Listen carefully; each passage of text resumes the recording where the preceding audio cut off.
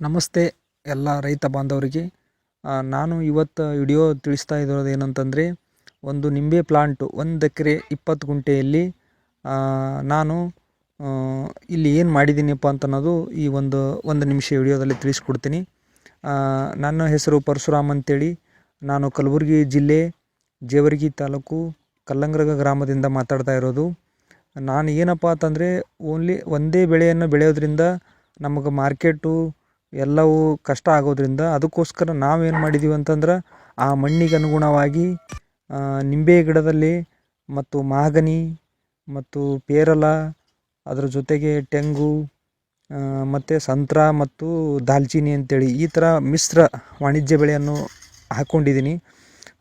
ಉದ್ದೇಶ ಇಷ್ಟೇ, ನನ್ನ ಮಣ್ಣಿಗೆ ಯಾವುದು ಸೆಟ್ ಆಗುತ್ತೆ, ಇಲ್ಲಿ ನೀರಿನ ಏನಿದೆ ವ್ಯವಸ್ಥೆಯನ್ನು ಆಧಾರ ಮ್ಯಾಗ ಇಟ್ಕೊಂಡು ನಾನು ಈ ವಿಡಿಯೋದಲ್ಲಿ ಈಗ ಎಲ್ಲ ರೈತ ಬಾಂಧವರಿಗೆ ತಿಳಿಸ್ಕೊಡ್ತೇನೆ. ನಿಂಬೆ ಇದು ಜವಾರಿ ತಳಿ ಹಾಕೊಂಡಿದ್ದೀನಿ ನಾನು.